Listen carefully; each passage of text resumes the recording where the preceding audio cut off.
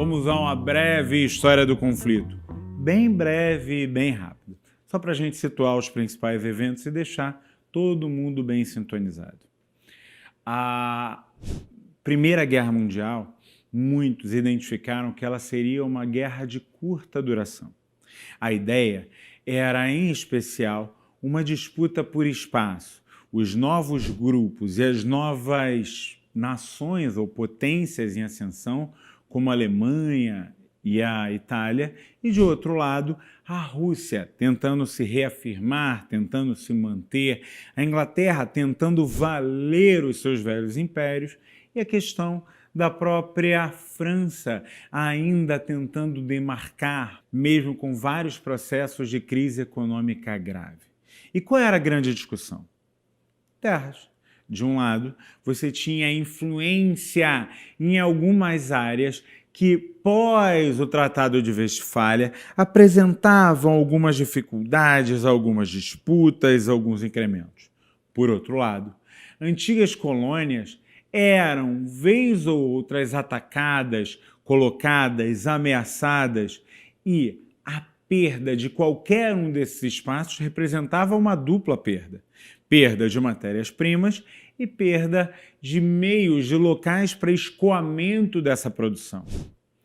A indústria daquele momento ainda era uma indústria em formação, uma indústria de base. Americanos tentavam de toda forma fincar os seus pés na América e deixar claro que não houvesse outra possibilidade que não aceitar, que ela agora era também uma potência. Se americanos se alinharam de um lado, do outro, você teve com a Entente versus a Aliança um conflito que todos os principais membros acreditavam ser um direito seu, aquele espaço, aquele domínio, e mais.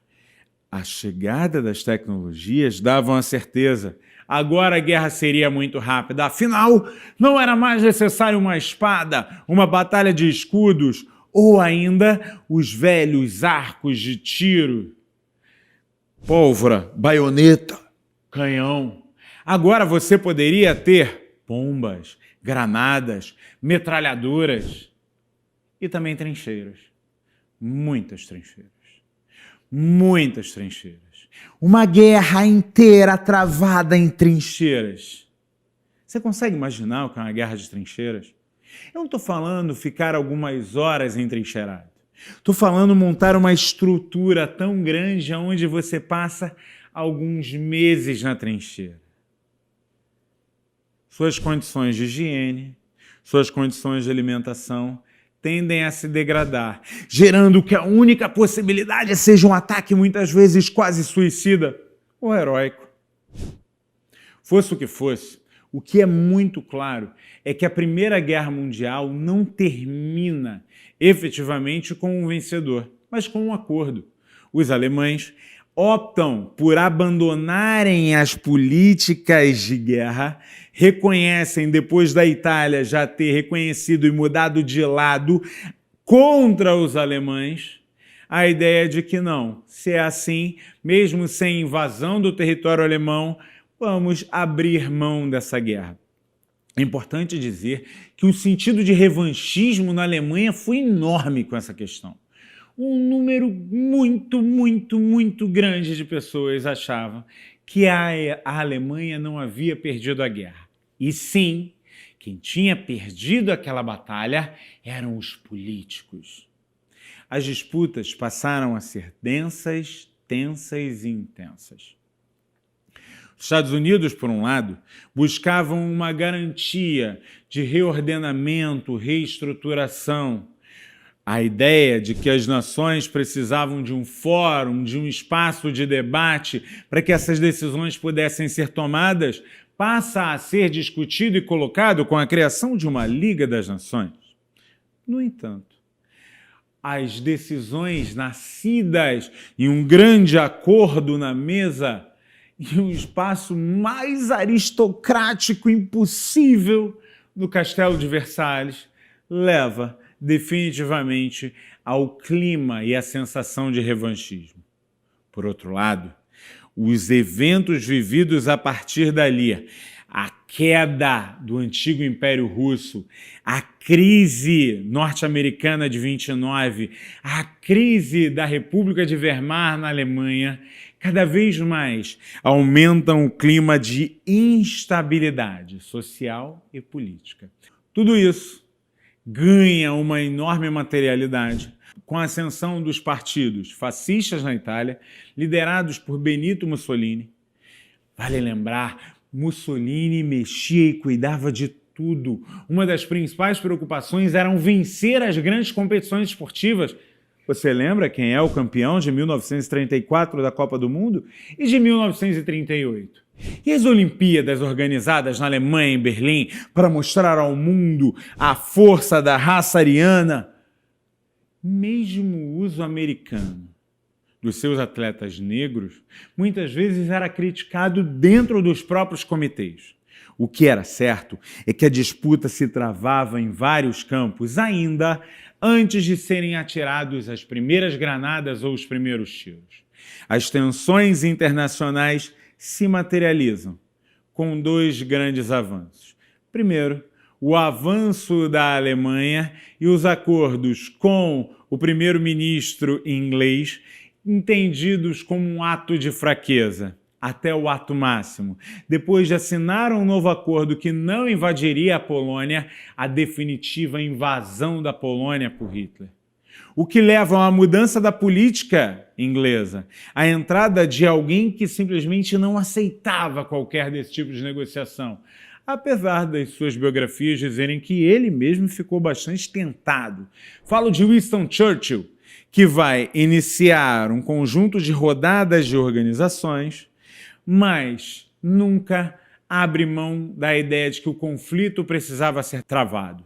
Quando a invasão chega à França, os ingleses ainda são surpreendidos, perdem uma parte importante do seu exército.